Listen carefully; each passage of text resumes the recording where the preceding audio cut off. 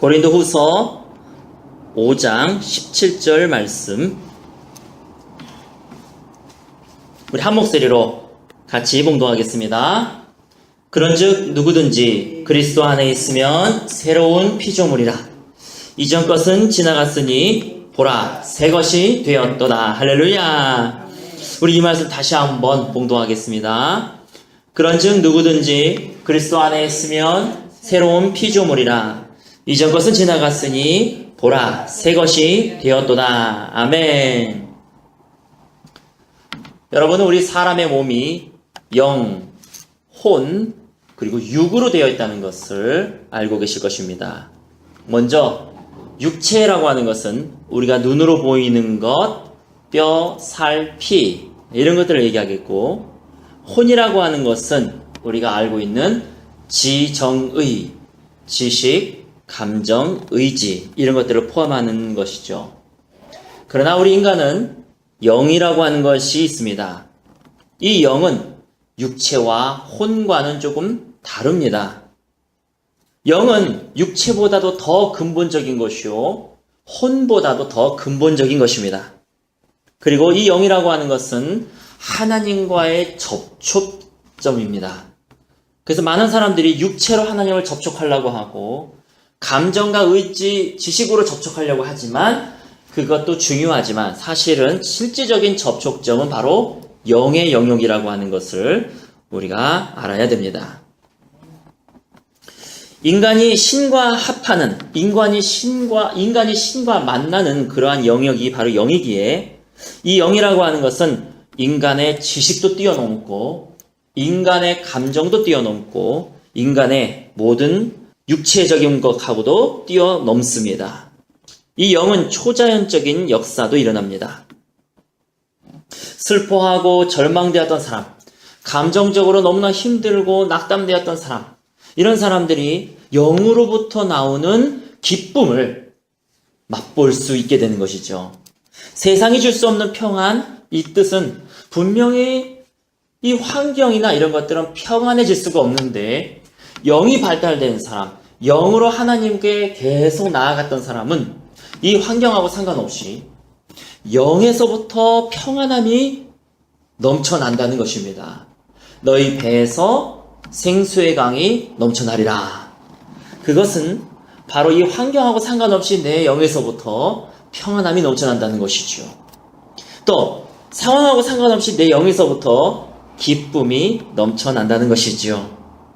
그러기에 성경은 육체적인 훈련도 중요하지만 영의 훈련을 쌓아라, 경건의 훈련을 쌓아라.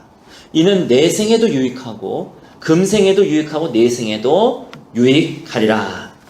주님은 말씀하고 계십니다. 어떤 목사님의 간증을 제가 들었는데, 문득 그분이 기도하다가 그런 어떤 지식이 들어오는 거예요. 영으로 들어오는 거죠. 기도하고 있다가 우리 어머니가 너무나 힘들어서 내가 뱃속에 있을 때에 나를 지우려고 했다. 이게 그냥 자기도 모르게 알게 되는 거예요. 그래서 그 어머니한테 가서 얘기를 했습니다. 어머니, 혹시 저를 낙태하려고 했습니까? 근데 그 이유는 어머니가 너무 힘들었기 때문에 아이를 안 낳으려고 했습니까? 그랬더니 그 어머니가 깜짝 놀라면서, 네가 그걸 어떻게 하느냐? 나는 한 번도 너에게 말해준 적이 없는데 네가 어떻게 하니? 누가 얘기해주디? 근데 누가 얘기해줄 것도 아닌 게, 그분이, 그 엄마가 어느 누구에게도 말한 적이 없거든요. 이 영이라고 하는 것은요, 그렇게 그런 자연적인 것을 뛰어넘어서 알게 되는 그런 것도 바로 영의 작용입니다. 또 어떤 목사님의 간증은, 문득 이렇게 앞에서 설교를 전하고 있는데 이 회중석에 앉아있는 그 분이 이분이 지금 뭔가 집 생각을 하고 있네? 이분이 뭔가 지금 자기 자녀 생각을 걱정하고 있네? 이게 그냥 설교 도중에 그분의 생각을 읽어버리는 거예요. 이러한 모든 것들도 다 영의 영역입니다. 어떤 사람은 치유를 합니다. 너무나 힘들고 엄마가 거의 암으로 죽어가고 있고요. 아이는 3살 배기밖에 안 되는, 그래서 이 엄마가 어떻게 좀 살아보려고 그 아이 새설배기를 업고 예배에 참석해가지고 안수를 받으려고 합니다.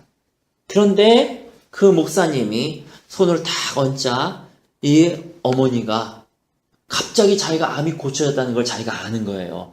어디서부터 갑자기 힘이 생기고 어디서부터 기력이 생기고 하나님이 이렇게 여러 가지 자연을 뛰어넘는 일들을 벌이시는 것, 그것이 바로 영의 영역입니다.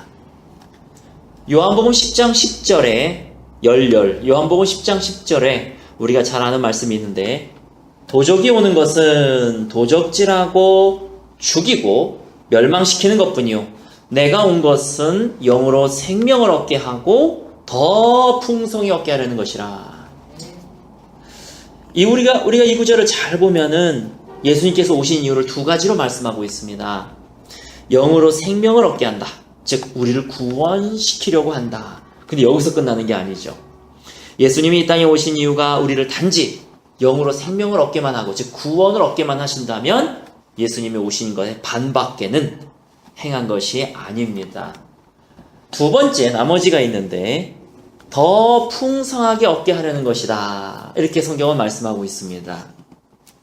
즉 우리를 구원시킬 뿐만 아니라 우리가 살아가는 이 세상에서도 더 풍성하게 우리에게 주시기 위함이다. 할렐루야. 예수님이 이 땅에 오신 이유는 어떠한 우리에게 율법을 주시고 규범을 주시기 위해서도 아니요.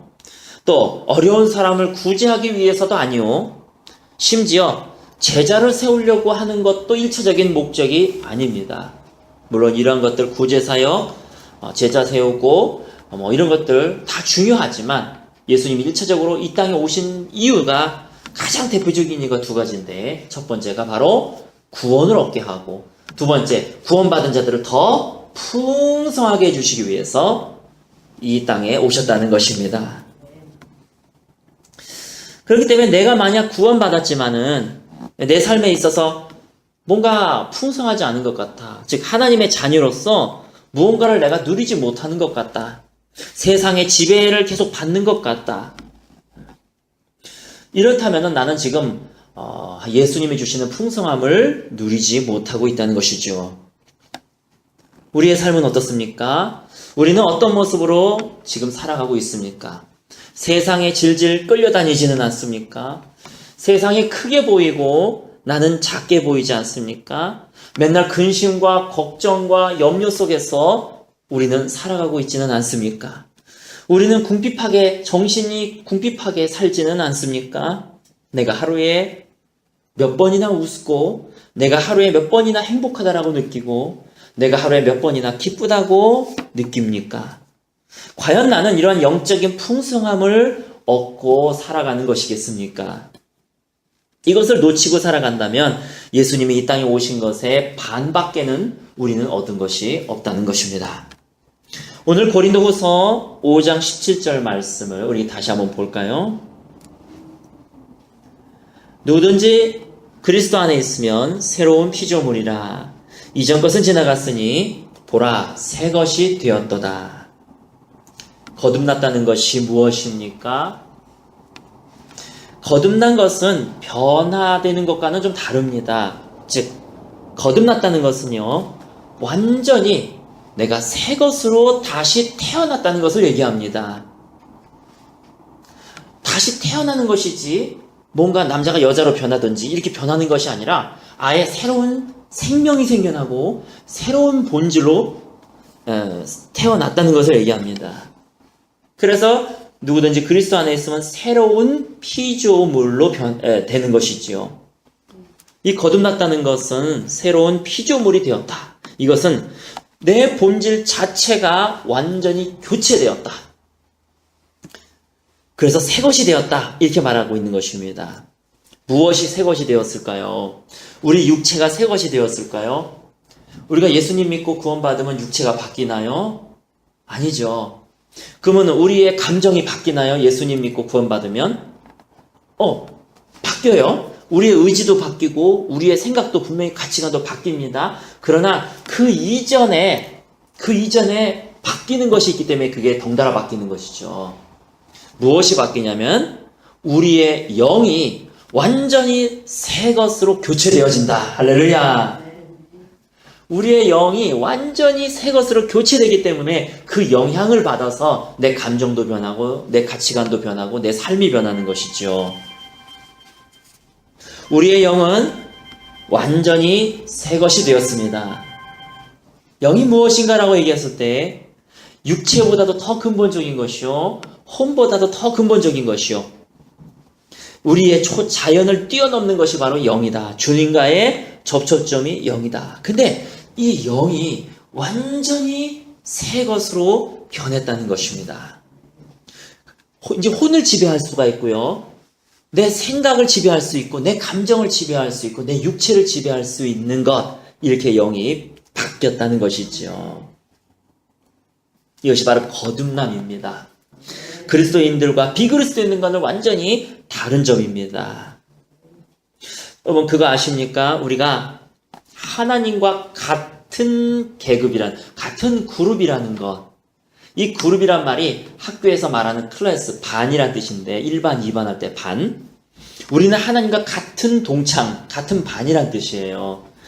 그럼 같은 반이라는 얘기는 같이 앉아서 먹기도 하고 같이 공부하기도 하고, 즉 우리는 하나님과 같은 반이다, 같은 소속이다. 어떻게 이럴 수가 있습니까? 우리 이 죄 많은 인간이 어떻게 하나님하고 감히, 어떻게 하나님하고 같은 동기동창식으로 대할 수가 있습니까? 그것은 우리가 하나님의 자녀다라고 말씀하신 것에서부터, 우리는 하나님의 형상을 닮았다라고 하는 것에서부터 주님이 이미 그렇게 하기로 승인하신 것입니다. 우리 그리스도인의 정체감이 무엇입니까? 우리 그리스도인은 하나님과 같은 클래스다, 하나님과 같은 반이다. 거기에 우리의 큰 자존감이 있고 우리의 큰 정체성이 있는 줄 믿으시기 바랍니다. 하나님이 세상을 창조하실 때에 말씀 한마디로 창조하셨죠. 빛이 있으라. 그러니까 빛이 생겼습니다. 그러나 인간은 이것만으로는 부족했습니다. 동물들도 다 그냥 말씀으로 창조하셨지만 유일하게 말씀으로만 창조 안 되는 것이 있었는데, 그것이 무엇이죠? 인간입니다. 말씀으로 창조하신 다음에 하나님이 인간의 코에다가 하고 생기를 불어넣어야 인간이 되었었습니다. 분명히 인간은 동물하고도 다르고 식물하고도 분명히 다릅니다. 그러면 이게 뭐냐? 성경에서는 생기라고 되어 있고 이것은 바로 루아흐, 영입니다. 하나님이 그 인간에게 영을 불어넣어 주셨다. 그래서 우리 구원받은 자들은 그 영이 완전히 성령으로 입혀진 것입니다. 할렐루야. 그래서 새로운 피조물이 되는 것입니다. 우리가 예수님의 영을 가지게 되었다는 거예요. 예수님이 이 땅에 계셨을 때 그 예수님의 몸 안에 계셨던 그 영이 지금 내 안에 계시다는 것입니다. 예수님 안에서 거하시면서 기사도 일으키고 눈먼 자도 치유하시고 저는 자도 일으키셨던 그 영이 지금 내 안에 똑같이 계신다는 거예요. 그래서 주님은 내가 너희를 구원할 뿐만 아니라 영으로 더 풍성히 하기 위해서 내가 왔다라고 우리에게 말씀하시는 줄 믿으시기 바랍니다. 그 영, 그 성령을 내가 소유하고 계신다. 야, 예수님의 몸 안에 계셨던 그 성령을 내 안에 계신다. 그분이 내 안에 계신다. 이야기는 무엇입니까? 내가 예수님의 영을 가지고 있는데 기사와 이적과 치유를 행할 수 없겠는가? 당연히 우리는 할 수가 있는 것입니다.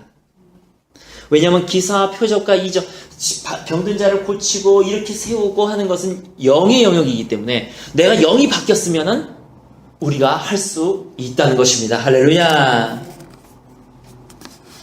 우리가 예수님의 영을 가지고 있는데 내 자신을 이기고 세상을 이길 수 없다는 말씀입니까?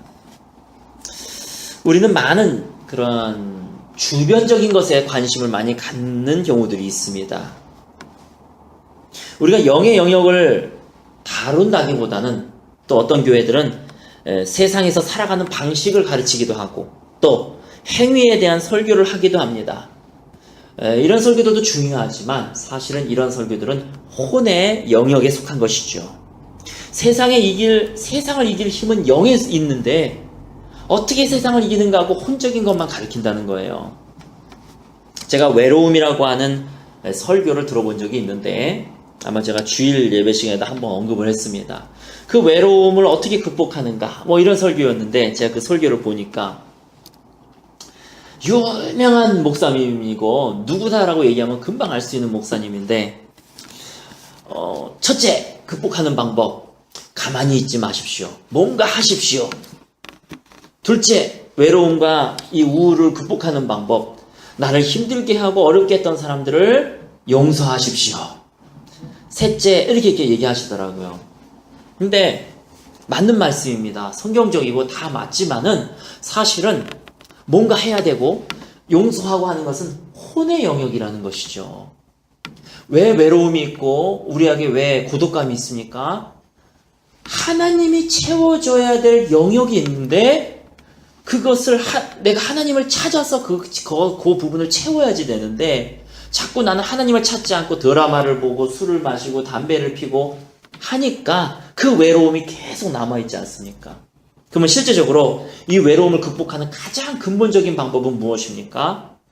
가만히 있지 말고 뭐도 해야 되고 용서도 해야 되고 다 좋지만 그것보다도 먼저 선행되어야 될 가장 근본적인 것은 주님을 만나는 것입니다. 할렐루야.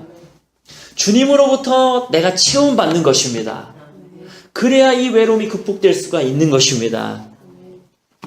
여러분, 그래서 이 혼의 설교도 중요하지만 영의 설교를 하는 것, 영의 설교를 듣는 것, 이것이 얼마나 우리에게 크게 유익이 되는가, 얼마나 큰 근본적인 것을 얻게 되는가 하는 것을 우리가 알 수가 있습니다. 우리가 하나님의 영을 가졌다는 것, 여러분들이 하나님의 영을 가졌다는 것은요, 하나님을 내 안에 모시고 있다는 거예요. 하나님의 본성이 내 안에 있다는 거예요. 하나님의 실제적인 실상이 내 안에 있다는 것이고 하나님의 존재 자체가 내 안에 계시다는 거예요. 할렐루야. 왜 그런지 아십니까? 하나님이 혼도 아니고 육도 아니고 성경에 보면 하나님은 영이시니 예배하는 자는 신령과 진정으로 예배할지니라. 할렐루야. 하나님은 영이시기 때문에 내 안에 영으로서 성령으로 와 계시면 우리는 벌써 주님의 본성을 소유한 자임을 또 주님의 권능을 소유한 자임을 믿으시기 바랍니다. 이거는 아주 실제적인 것입니다. 이것은 우리가 믿어야 되는 거예요. 그러면 믿음대로 될 줄 믿습니다. 우리가 하나님의 영을 소유함으로써 일어나는 일이 무엇인가? 오늘은 제가 한 가지만 말씀을 드리고 말씀을 마치도록 하겠습니다. 우리가 하나님의 영을 소유함으로 일어나는 일, 우리 안에 성령이 계심으로 일어나는 일은 무엇인가? 첫 번째는요, 성경 말씀이 내 속에서 역사하게 된다는 것입니다. 다른 말로 하면 말씀이 내 안에서 뭔가 위력을 발휘하게 된다는 것입니다. 히브리서 4장 12절에 우리가 아는 말씀이 있어요. 하나님의 말씀은 살았고, 하나님의 말씀이 살아있대요. 여러분, 성경을 딱 피면요, 이게 쓰여진 말씀이긴 하지만 성경은 뭐라고 말씀하시느냐? 이 말씀 자체가 살아있다. 살아있다. 하나님은 살았고 운동력이 있어서 좌우에 날선 어떤 검보다도 예리해서 혼도 쪼개고 영도 쪼개고 관절과 골수를 찔러 쪼개기까지 하며 마음과 생각의 뜻을 알 수 있다. 감찰하시나니. 할렐루야. 마치 이런 겁니다. 철가루가 있으면은 그냥 플라스틱을 가져가면은 철가루는 전혀 운동력이 없고 살지도 못해요. 살아있는 것도 아니에요. 그러나 자석을 거기다 갖다 대면은 철가루가 막 움직이기 시작하고 살아있는 것입니다. 내 안에 성령이 없는 비그리스도인들은요, 아무리 성경 말씀을 펴서 읽어도 아무런 감흥이 없어요. 그러나 내 안에 성령이 계시면 마치 그 성령이 자석과 같은 그런 느낌이에요. 성령이 계시면 성령이 말씀의 저자이지 않습니까? 성경의 저자가 성령이잖아요. 그러니까 우리가 말씀을 읽으면은 이 말씀이 살아서 꿈틀거리고 움직인다는 것입니다. 그 이유는 내 안에 성령이 계시기 때문에. 할렐루야. 가장 중요한 유익, 내 안에 성령님이 계셨을 때 가장 중요한 유익은요, 말씀을 읽을 때에 이 말씀이 살아서 움직여서 나에게 조명해 주신다는 것. 그것이 가장 중요한 유익인 줄 믿으시기 바랍니다. 그래서 우리에게는, 거듭난 자들에게는 하나님의 말씀 자체가 살아있고 운동력이 있어서 우리가 그 말씀을 읽을 때에 막 찔러 쪼개기까지 하고 말씀을 갖고 막 꿈틀거리고 내가 말씀을 붙들고 막 울기도 하고 통곡하기도 하고 말씀을 붙들고 두려움 안에서 떨기도 하고 이러한 역사들, 내가 변하는 역사들이 나타나는 줄 믿으시기 바랍니다. 유명한 치유사역자 존 레이크라고 하는 분이 계십니다. 워낙 이분은 유명하신 분인데 이 존 레이크가 어느 날 20대 때에 아내가 죽게 되었어요. 그래서 이 아내가 거의 죽어가고 있었습니다. 그 옆에서 자기가 기도를 하는데 하나님, 내 아내를 살려주세요. 아내를 살려주세요. 아무리 기도를 해도 이 아내가 살아날 기미가 보이지 않는 거예요. 하나님, 내 아내를 살려주시옵소서. 20대 때 이렇게 벌써 죽을 수 있습니까? 기도하고 있는데 아무런 일도 벌어지지 않아서 이 존 레이크가 너무나 속상을 했습니다. 너무나 속상해가지고 성경을 집었다가 그냥 바닥에 놔버렸어요. 팽개쳐버렸어요. 하나님, 정말 이러실 겁니까? 근데 딱 팽개쳤는데 이게 뭔가 이렇게 딱 펴지는 거예요. 어느 한 장이. 심상치가 않아요. 그래서 유심히 그렇게 딱 쳐다보는데 그 당시에 어디 몇 장이 펴져 있었냐면 사도행전 10장 38절이 펴져 있었어요. 그 구절을 딱 보고 존 레이크가 말씀이 살아서 자기 가슴에 확 꽂히는 것을 경험을 했습니다. 무슨 말씀이었냐? 하나님이 나사렛 예수에게 성령과 능력을 기름 붓듯 하셨음에 그가 두루 다니시며 선한 일을 행하시고 마귀에게 눌린 모든 사람을 고치셨으니 이는 하나님이 함께 하셨음이니라. 할렐루야. 성령을 기름 붓듯 하셔가지고 마귀에게 눌린 자도 고치시고 병든 자도 고치셨는데 그가 그 이유가 뭐냐면 하나님이 그와 함께 하셨기 때문이래요. 가만히 있어봐. 지금 내 안에 성령이 계시잖아. 하나님이 나와 함께하고 계시잖아. 그러면 나도 이렇게 할 수 있을 거 아니야. 내가 왜 지금 울면서 이러고 있지? 안 믿는 사람들은요, 이 구절 읽으면 별 느낌이 없어요. 꿈틀거리지도 않아요. 왜? 플라스틱 갖다 대봐야 철이 움직이겠습니까? 그러나 내 안에 자성이 있으면, 내 안에 성령님이 계시면 이 말씀을 딱 읽을 때 그 성령으로 인해서 말씀이 내 가슴에 확 꽂히는 거예요. 자기도 모르게 이 말씀이 막 살아서 움직이기 시작을 하는 거예요. 그러더니 마음속에 믿음이 생기기 시작합니다. 믿음은 들음에서 나고 들음은 하나님의 말씀으로 말미암았느니라. 갑자기 믿음이 생기더니 아내한테 딱 기도하는 거예요. 예수 그리스도의 이름으로 명하노니 일어나 걸으라. 그리고 몇 년 몇 월 며칠에 내 아내가 일어나게 될 것입니다 하고 선포를 해버렸어요. 근데 신기하게 그 존 레이크가 얘기했던 몇 년 몇 월 며칠 몇 시에 아내가 딱 일어나는 거예요. 여러분, 이렇게 우리 안에 성령님이 계시면 말씀이 심상치가 않게 됩니다. 말씀이 움직이게 됩니다. 그래서 이 말씀을 우리는 먹고 사는 것이죠. 제가 사역을 하다가 매너리즘에 빠진 적이 있습니다.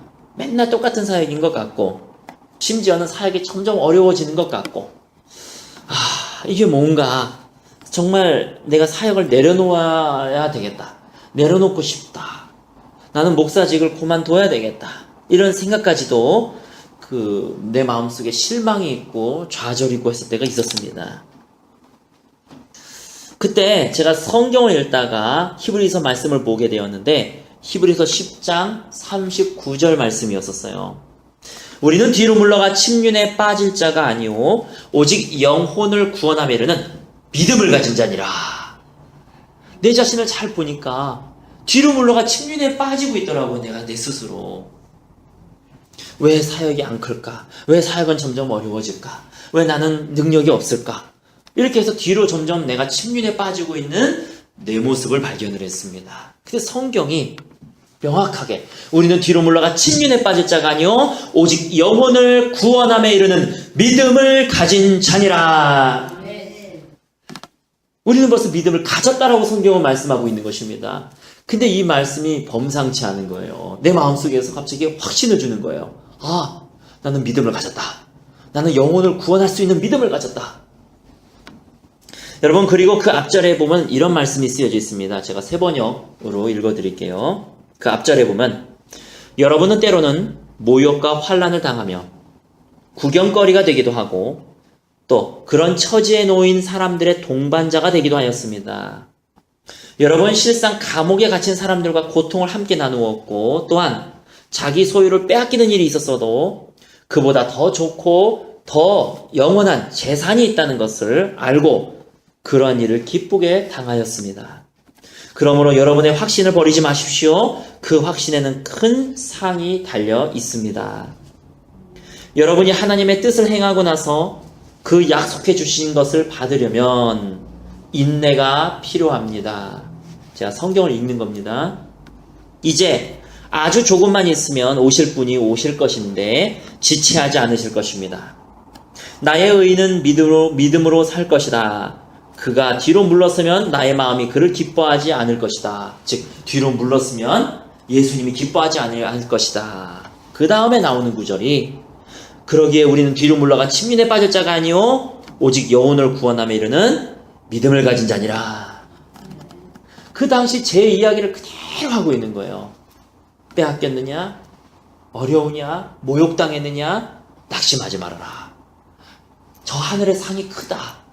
우리 선지자들도 옛 선진들도 이렇게 모욕당하고 때로는 빼앗기기도 하고 때로는 억울함을 당하기도 했지만 저 하늘에 소유가 있을 거라는 것을 생각하고 인내로서 참아내었다. 그러니 뒤로 물러가면은 하나님이 기뻐하지 아니할 것이다. 우리는 뒤로 물러가 침륜에 빠질 자가 아니요 영혼을 구원하며 이르는 믿음을 가진 자니라. 이 말씀을 읽을 때에 제 영이 꿈틀거리는 걸 느꼈어요. 나도 모르겠어. 왜 이 말씀이 나에게 큰 위로가 되고 왜 이 말씀이 믿어지고 이 말씀 때문에 내가 다시 사역을 하려고 일어나게 되는지, 그것은 바로 내 힘이 아니오 내 안에 계신 성령님이 이 말씀을 끌어당겨가지고 내 안에서 역사하시고 믿음을 주시는 그런 과정임을 여러분 믿으시기 바랍니다. 그때서부터 나는 영혼을 구원하며 이르는 믿음을 이미 소유하였다. 나는 믿음을 이미 소유하였다. 근데 사역의 현장에 가면 또 힘들어지지요. 그때마다 이 말씀을 또 보는 거예요. 나는 믿음을 이미 소유했다. 영혼을 구원할 수 있는 믿음을 이미 소유했다. 이 말씀이 나를 계속 주장하도록 주님께 저를 맡겼습니다. 그럴 때마다 이 말씀은 나를 다시 회복시켜주고 다시 사역하게끔 힘을 불어넣어 주었습니다. 여러분, 혼적인 것 너무 집중하지 마십시오. 무슨 뜻이냐면 감정에 너무 충실하지 마십시오. 영혼을 구원하며 이르는 믿음을 소유한 자라고 하는 것은 내 감정이 그렇게 느껴지면은 내가 믿어지는 거고 내 감정이 느껴지지 않으면 안 믿어지고 그런 게 아닙니다. 감정의 기초를 두었다가는 모래 위에 지은 집처럼 무너지고 맙니다. 오늘은 내가 기분이 좋으니까 성령 충만한 것 같고 내일은 내가 기분이 안 좋으니까 성령 충만하지 않은 것 같고 그런 게 아니라는 거예요. 이 감정은 혼의 영역이라는 것입니다. 많은 사람들이 혼적인 신앙생활을 합니다. 혼적 신앙생활과 영적 신앙생활을 조금 구분해야 되는데 감정은 우리에게도 중요하지만 감정으로 신앙생활하는 사람들이 있어요. 오늘 기분 좋으면 일어나서 막 찬양을 하고 오늘 기분 안 좋으면 에이 오늘은 뭐 이렇게 이런 사람들은 감정에 따라서 왔다 갔다 움직이는 사람들. 이 감정은 영과 연결되어 있는 게 아니라 혼과 연결되어 있지만 그러나 믿음은 영과 연결되어 있습니다. 말씀은 영과 연결되어 있습니다. 그러므로 신앙생활 할 때에 감정 위에 기초를 쌓지 마시고 말씀 위에 내 신앙을 쌓아 나가시기 바랍니다. 감정, 모래와 같은 감정 위에 쌓아 나가는 것이 아니라 말씀, 반석의 말씀 위에 내 집을 쌓아 나가셔서 비바람이 불어도 흔들리지 않는 저와 여러분 되시기를 예수님의 이름으로 축원합니다. 데이비 윌커슨이라고 하는 목사님이 이런 말씀을 하셨어요. 어떤 생각이 들어왔을 때 그것이 내 감정에 기초한 것이라면, 그 생각을 했더니 내가 기분이 막 좋아지고 그 생각을 했더니 기분이 막 나빠지고, 이런 감정에 기초한 것이라면 나는 그것을 진리로 받아들이지 않는다. 그 생각들을 예수님 자신에 대하여, 그리고 그분이 나를 위해 쟁취한 승리에 대하여, 예수님이 나에게 주신 그 약속, 즉 말씀에 비추었을 때 나는 그것이 맞으면 진리로 받아들이고 맞지 않으면 비진리로 나는 생각한다. 이렇게 데이비 윌커슨 목사님이 얘기를 했습니다. 말씀을 마치면서 중요한 거를 하나 가르쳐 드리겠습니다. 여러분, 성경을 꼭 읽으시기 바랍니다. 어떻게 그러면 내가 감정 위에 신앙생활을 하는 것이 아니라 말씀 위에 내가 흔들리지 않는 신앙생활을 하는가? 그것은 성경을 읽고 묵상하는 데서부터 시작되는 줄 믿으시기 바랍니다. 성경을 읽다가, 성경을 자세하게 묵상하다가 나에게 와닿는 구절, 꿈틀거리는 구절, 나에게 깊은 감동을 주는 구절, 도전이 되어주는 구절이 있다면 그것을 적으시기 바랍니다. 그리고 그 종이를 호주머니에 넣고 다니면서 내가 시시때때로 그 말씀을 펴서, 오늘의 말씀, 이 말씀을 펴서 입으로 말하시고, 이 말씀을 펴서 또 묵상하시고, 그래서 이 말씀이 내 안에서 계속 영향력을 미치도록 여러분이 그렇게 실천해 보시기 바랍니다. 어느 순간서부터인가 이 말씀이 믿어지고, 어느 순간서부터인가 이 말씀이, 내 감정은 분명히 지금 내 상황은 슬퍼야 되는데 말씀을 딱 보니까 별로 슬픈 생각이 안 드는 거예요. 이제 내 감정보다는 내 믿음이 더 자라나기 시작하는 거예요. 믿음은 들음에서 나고 들음은 그리스도의 말씀으로 말미암습니다. 그렇게 된다면 이제 내 감정이 아니라 이 감정보다도 믿음이 더 성장한다면 나는 말씀 위에 신앙생활을 할 수 있다는 것입니다. 상황은 안 좋고 별로 되는 일도 없고 상처받고 내 감정은 너무나 쓰리고 쓰리지만 그 감정보다도 이 말씀이 오히려 나에게 더 큰 위로가 되어지고, 이 말씀이 오히려 나를 더 주장하게 될 때에 우리는 말씀 위에 굳건한 신앙생활을 할 수 있게 되는 것입니다. 아까 그 말씀을 그대로 예를 들면은, 사역은 막 안 되는 것 같고, 몇 년 전에 뭔가 힘들어지는 것 같고 하지만 성경은 뭐라고 했으면, 우리는 뒤로 물러가 침륜에 빠질 자가 아니오 영혼을 구원하면 믿음을 소유한 자니라. 너는 이미 믿음을 소유했다. 너는 이미 구원할 수 있는 믿음을 소유했다. 분명히 이 말씀과 내 감정은 부딪히고 있잖아요. 그런데 처음에는 내가 별로 안 해봤기 때문에 이 감정이 더 우세합니다. 말씀을 읽어도 별 느낌이 없는 것 같고 별 아닌 것 같고, 그러나 내가 계속 말씀을 묵상하면서 그 말씀 또 묵상하고 그 말씀 또 묵상하고 한다면 결국 이 말씀이 내 감정을 지배하게 되고 내 감정을 끌고 가는 줄 믿으시기 바랍니다.